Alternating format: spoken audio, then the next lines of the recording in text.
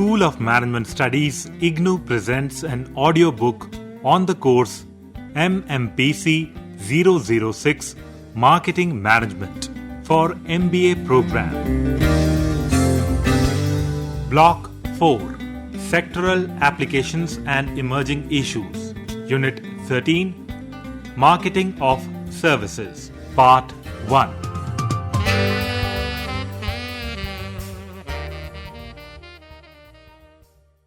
The learning objectives of this unit are: Number 1. To understand the basis for making a distinction between products and services. Number 2. To understand the concept of service in terms of its special characteristics. Number 3. To understand the implications of these characteristics in designing a marketing strategy. Number 4. To identify the various elements of a marketing strategy required to successfully market a service. And number 5. To develop familiarity with each element of the marketing strategy as it is applicable in the case of services.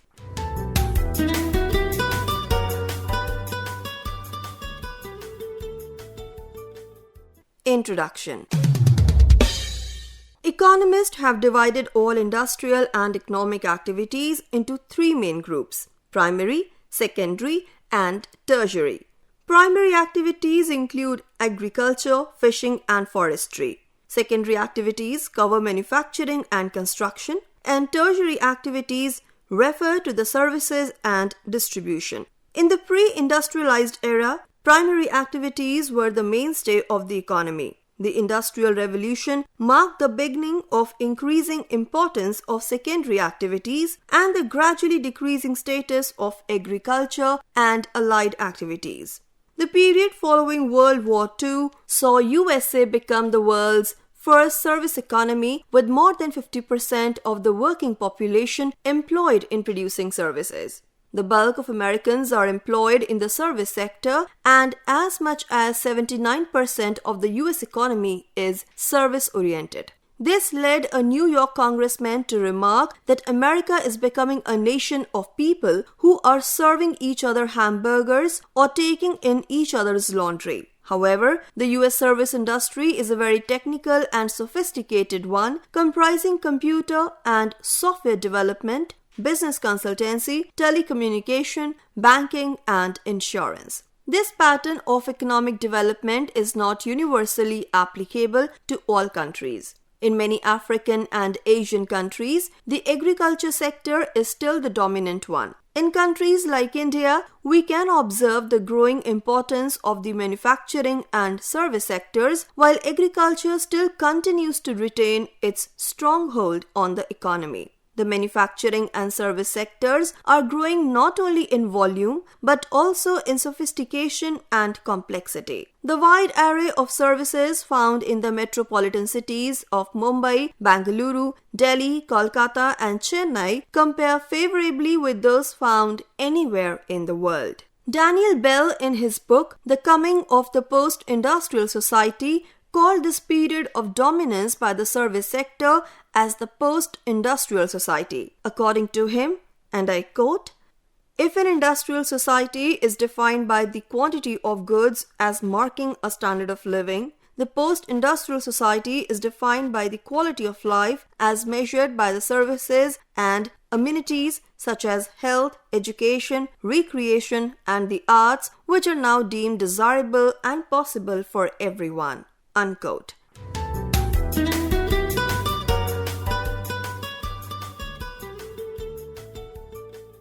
The concept of service. The term service is rather general in concept, and it includes a wide variety of services. There are the business and professional services such as advertising, marketing research, banking, insurance, computer programming, legal and medical advice. Then there are services which are provided by professionals but consumed for reasons not of business, rather for leisure, recreation, entertainment, and fulfillment of other psychological and emotional needs such as education, fine arts, etc. Faced with such a broad spectrum, we need to define the concept of service from a marketing viewpoint. Kotler offers one such definition, and I quote, "A service is any activity or benefit that one party can offer to another that is essentially intangible and does not result in the ownership of anything. Its production may or may not be tied to a physical product." Unquote. W.J. Stanton views services as fulfilling certain wants and states that, and I quote, "Services are those separately identifiable, essentially intangible activities which provide want satisfaction and that are not necessarily tied to the sale of a product or another service. To produce a service may or may not require the use of tangible goods. However, when such use is required, there is no transfer of title or permanent ownership to these tangible goods." Unquote. As in the case of a product, in the case of services also, your starting point for understanding the marketing dynamics is the want satisfaction of the customers. It is important to correctly identify the particular wants which your service is fulfilling, since this will provide the clue for designing the most appropriate marketing strategy. A restaurant provides satisfaction to its customers on the basis of type and quality of its food, its decor and environment, and the behavior of its staff and its location in a busy commercial-cum-office complex. For instance, Havmore was started as a restaurant serving exclusive Western and Chinese cuisine with expensive decor, a live band, beautifully liveried waiters, and a high-price menu. The venture was a flop right from the start. On the advice of its marketing consultant, the restaurant changed over from serving elaborate, expensive meals to a fast food character, providing quick, reasonably priced meals for consumption both within and outside the restaurant. Today, this restaurant is a big success. It was the correct identification of the want satisfaction which helped the restaurant become successful.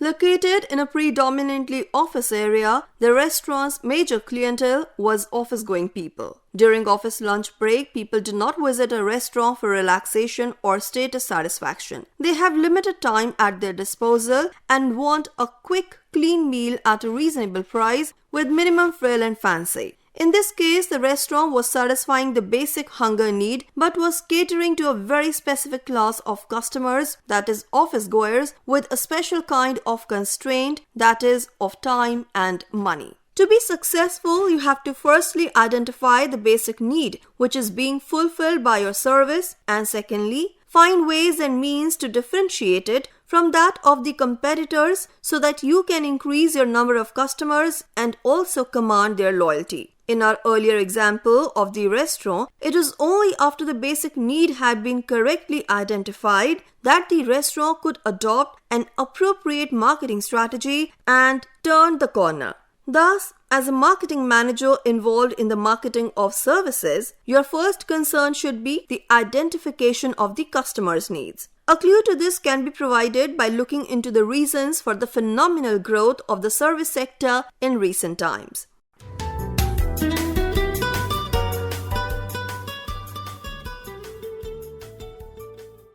Reasons for growth of the service sector. Manufacturing industries grew because they produced tangible goods which satisfied man's physiological needs of food, shelter, and clothing. As the basic need was fulfilled, there was a demand for improved satisfaction, and this led to a proliferation of variations of the same product and a number of companies involved in its manufacturing. The growth of service industries can be traced to the economic development of society and the socio-cultural changes that have accompanied it. Sometimes the growth of specific service industry is the result of a combination of several reasons. Increasing affluence coupled with the desire to utilize leisure time for leisure rather than for doing odd repair jobs in the house had led to the growing tribe of plumbers and electricians. Increasing affluence combined with increasing complexity of life and increasing insecurity has led to the phenomenon of credit cards and travelers' checks, which have proved to be almost perfect substitutes for money. These credit cards provide convenience and safety. In fact, convenience is proving to be a key concept in the provision of services.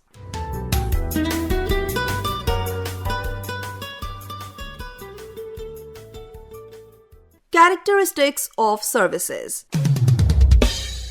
Services have a number of unique characteristics that make them so different from products. Some of the most commonly accepted characteristics are: number 1, intangibility; number 2, inseparability; number 3, heterogeneity; number 4, perishability; and number 5, ownership.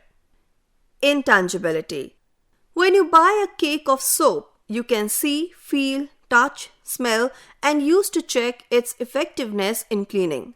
But when you pay fees for a term in college, you're paying for the benefit of deriving knowledge and education which is delivered to you by teachers. In contrast to the soap, where you can immediately check its benefits, there is no way you can do so in the case of the teachers who are providing you the benefits. Teaching is an intangible service. When you travel by airplane, the benefit which you are deriving is a service or transportation, but it has some tangible aspects such as the particular plane in which you fly, that is Boeing, Avro, Concorde, and the food and drink which is served. In this case, the service has both a tangible and intangible aspect as compared to teaching, which has no tangible aspect at all. This continuum highlights the fact that most services are in reality a combination of product and service, having both tangible and intangible aspects. There are only a few truly pure tangible products or pure intangible services. The distinguishing feature of a service is that its tangible aspect is dominant. J. Bateson has described the intangible characteristics of services which make them distinct from products. These intangible features are: number 1, a service cannot be touched. Number 2, precise standardization is not possible. Number 3, there is no ownership transfer. Number 4, a service cannot be patented. Number 5, production and consumption are inseparable. Number 6, there are no inventories of the service. Number 7, middlemen roles are different. And number 8, the consumer is part of the production process, so the delivery system must go to the market or the customer must come to the delivery system. Inseparability. In most cases, service cannot be separated from the person or firm providing it. Service is provided by a person who possesses a particular skill, like a singer, by using equipment to handle a tangible product, for example, dry cleaning, or by allowing access to or use of physical infrastructure, that is hotel or train, etc. A plumber has to be physically present to provide the service. The beautician has to be available to perform the massage. This is in direct contrast to products which can be produced in the factory today, stocked for the next 2, 3 or more months, and sold when an order is procured. Heterogeneity. The human element is very much involved in providing and rendering services, and this makes standardization a very difficult task to achieve. The doctor who gave you his complete attention in your last visit may behave a little differently the next time. The new bank clerk who cashes your checks may not be as efficient as the previous one, and you have to spend more time for the same activity. This is despite the fact that rules and procedures have been laid down to reduce the role of the human element and ensure maximum efficiency. Airlines, restaurants, banks, hotels, they all have a large number of standardized procedures. You have to reserve a room in a hotel, and this is a straightforward procedure for which all the steps are clearly defined. Human contact is minimal in the computerized reservation systems, but when you go to the hotel, there will be a person at the reception to hand over the key of your room. The way this person interacts with you will be an important factor in your overall assessment of the service provided by the hotel. The rooms, the food, the facilities may be all perfect, but it is the people interacting with you who make all the difference between a favorable and unfavorable perception of the hotel. Perishability. Services cannot be stored and are perishable. A car mechanic who has no cars to repair today, or spare berths on a train, unsold seats in a cinema hall, represent service capacity which is lost forever. Apart from the fact that a service not fully utilized represents a total loss, the other dimension of this perishability aspect is that most services may face a fluctuating demand. There is a peak demand time for buses in morning and evening due to office hours. Certain train routes are always more heavily booked than others. This fluctuating demand pattern aggravates the perishability characteristic of services. Ownership. When you buy a product, you become its owner, be it a pencil, book, shirt, refrigerator, or a car. In the case of service, you may pay for its use, but you never own it. By buying a ticket, you can see the evening film show in the local cinema theater. By paying wages, you can hire the services of a chauffeur who will drive your car. By paying the required charges, you can have a marketing research firm survey into the reasons for your product's poor sales performance, etc. In case of service, the payment is not for purchase, but only for the use or access to or for hiring of items or facilities. A service is purchased for the benefits it provides. If we closely examine the reasons why products are purchased, we find that they are bought not because of their physical, tangible features, but because they provide certain intangible benefits and satisfactions. Detergent powder provides the primary benefit of cleanliness. Air conditioner provides the benefit of a cool, comfortable environment. A mixer cum grinder provides convenience. The only difference between products and services is that in the latter, the intangible component is greater than in the former. Thus, services can be treated as a special kind of product. From a marketing viewpoint, the same concepts and techniques are applicable for both products and services. The successful marketing of both requires market research, product design, product planning and development, pricing, promotion, and distribution. However, for marketing of services, the marketing manager must understand the nature of the 5 characteristics of services and the manner in which they impinge on the marketing strategy.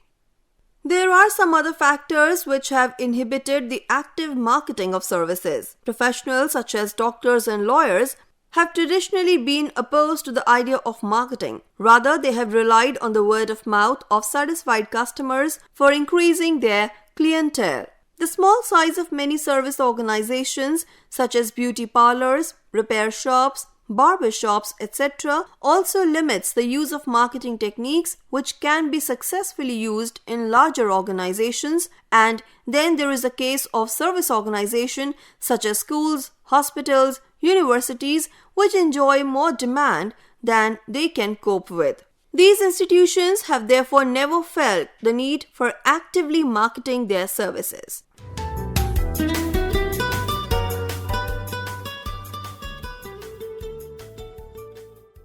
Elements of marketing mix in service marketing. For marketing of products, the 4 elements of marketing mix are product, price, distribution, and promotion. They are used in a specific combination to arrive at the marketing strategy. In the case of services, there are 3 additional elements. These elements are people, physical evidence, and process. We shall now take up each of these elements for discussion.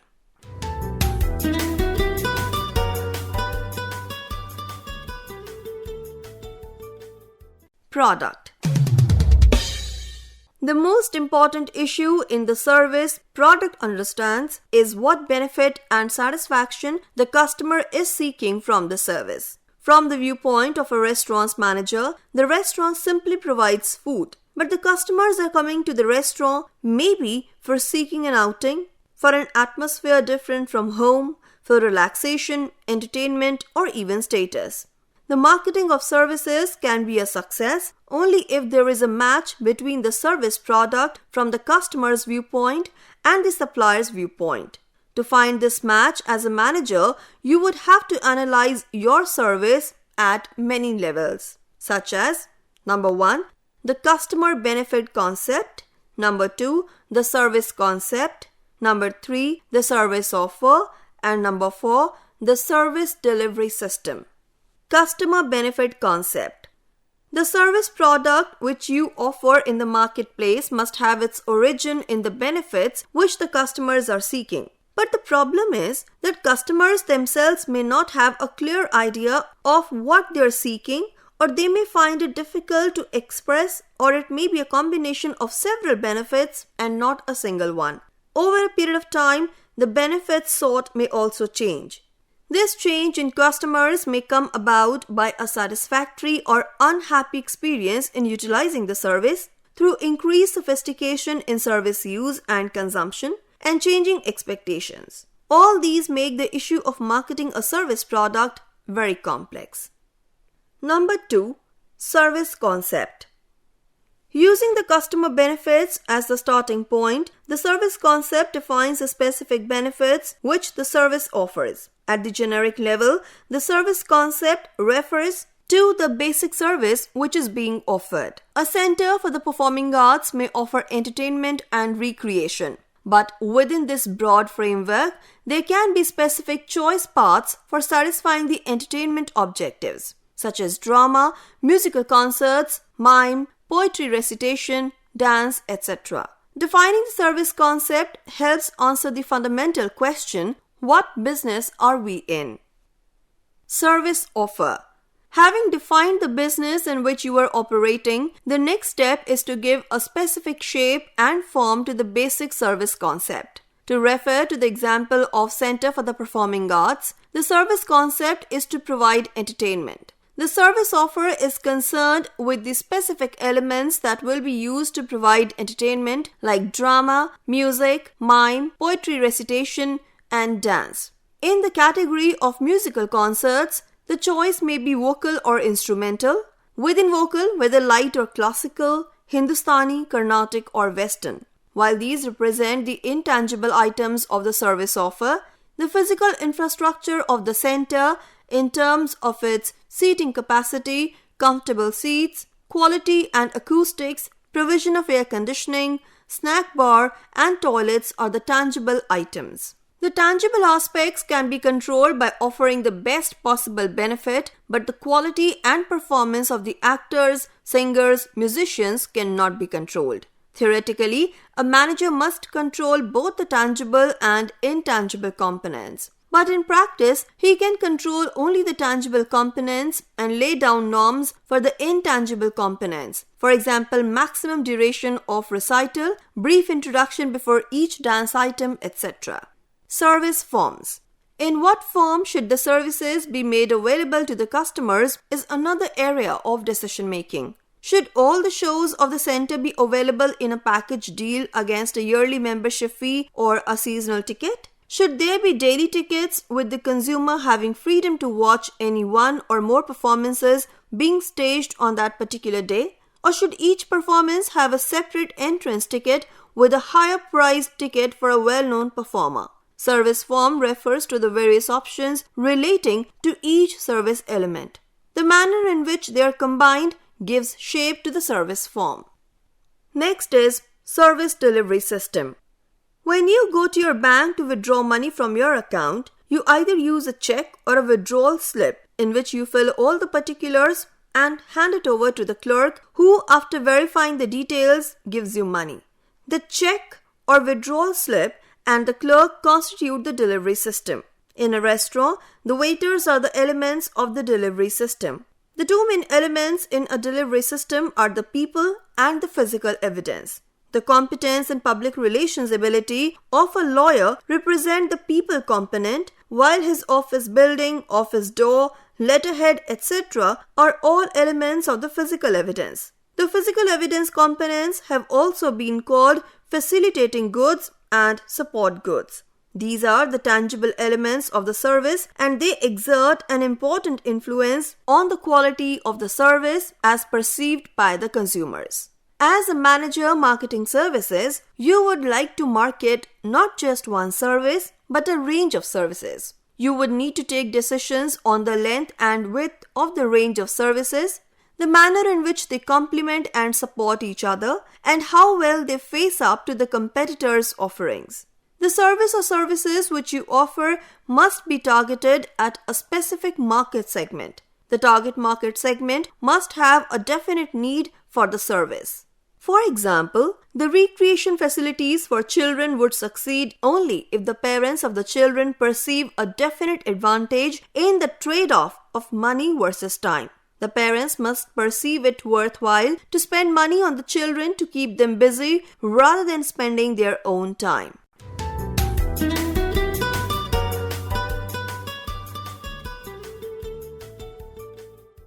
Pricing. In the case of products, the term price is used for all kinds of goods, fruits, clothes, computers, buildings, etc. But in the case of services, different terms are used for different services. For example, you use the term fare for the transport services. Similarly, you use the term fee for legal services. For insurance, we use the term premium. For property usage services, we use the term rent. For education services, we use the term tuition fee. In determining the prices of services, the one characteristic which has great impact is their perishability and the fact that fluctuations in demand cannot be met through inventory. Hotels and airlines offering lower rates in off-season and lower telephone charges for outstation calls after office hours are examples of how pricing strategy can be used to offset the perishable characteristics of services. Another characteristic of services that creates problem in price determination is the high content of the intangible component. The higher the intangibility, the more difficult it is to calculate cost and greater the tendency towards non-uniform services, such as fees for doctors, management consultants, lawyers, etc. In such cases, the price may sometimes be settled through negotiation between the buyer and seller. On the other hand, in services such as dry cleaning, the tangible component is higher and the service provided is homogeneous. It is easier to calculate cost on a unit basis and have a uniform pricing policy. In general, the more unique a service, the greater the freedom to fix the price at any level. Often the price may be fixed according to the customer's ability to pay. In such cases, prices may be used as an indicator of quality. The third characteristic to be kept in mind while determining prices is that in many services, the prices are subjected to regulations either by the government or by trade associations. Bank charges, electricity and water rates, fare for rail and air transport in India are controlled by the government. In many other cases, the trade or industry association may regulate prices in order to avoid undercutting and maintain quality standards. International airfares are regulated by international agreement of airlines. Sea freight fares may be regulated by shipping conferences. In all such cases, the producer has no freedom to determine his own price. The two methods which a service organization may use to determine prices are cost-based pricing and market-oriented pricing. In the former, the price may be regulated by the government or industry association on the basis of the cost incurred by the most efficient unit. Such a pricing strategy is effective in restricting entry and aiming at minimum profit target. The market-oriented pricing may either be competition or customer-oriented. In case of competition-oriented pricing, the price may be fixed at the level which the competitor is charging or fixed lower to increase market share. Customer-oriented pricing is varied according to customers' ability to pay. The pricing tactics that may be used to sell services are: number 1, differential or flexible pricing; number 2, discount pricing; number 3, diversionary pricing; number 4, guaranteed pricing; number 5, high price maintenance pricing; number 6, loss leader pricing; and number 7, offset pricing. Differential or flexible pricing. It is used to reduce the perishability characteristic of services and iron out the fluctuations in demand. Differential price implies charging different prices according to: number 1, customers' ability to pay differentials, as in professional services of management consultants, lawyers, etc. Number 2, price-tuned differentials, used in hotels, airlines, telephones, where there is the concept of season and off-season and peak hours, etc. And number 3, place differential used in rent of property. Theatre seat pricing, that is, balcony tickets are more expensive than front row seats, or houses in better located colonies command high rent. Discount pricing. It refers to the practice of offering a commission or discount to intermediaries such as advertising agencies, stockbrokers, and property dealers for rendering a service. It may also be used as a promotional device to encourage use during low demand time slots or to encourage customers to try a new service, such as an introductory discount. Diversionary pricing. It refers to a low price which is quoted for a basic service to attract customers. A restaurant may offer a basic meal at a low price, but one which includes no soft drink or sweet dish. Once the customer is attracted because of the initial low price, he may be tempted to buy a drink or an ice cream or an additional dish. Thus, he may end up buying more than just the basic meal. Guaranteed pricing. It refers to pricing strategy in which payment is to be made only after the results are achieved. Employment agencies charge their fee only when a person actually gets a job. A property dealer charges his commission only after the deal is actually transacted. High price maintenance pricing. This strategy is used when the high price is associated with the quality of the service. Many doctors, lawyers, and other professionals follow this pricing strategy. Loss leader pricing. It is one in which an initial low price is charged in the hope of getting more business at subsequently better prices. The danger is that the initial low price may become the price for all times to come. And last is offset pricing. It is quite similar to diversionary pricing in which a basic low price is quoted, but the extra services are rather highly priced. A gynecologist may charge a low fee for the 9 months of pregnancy through which she regularly checks her patient, but may charge extra for performing the actual delivery and post-delivery visits.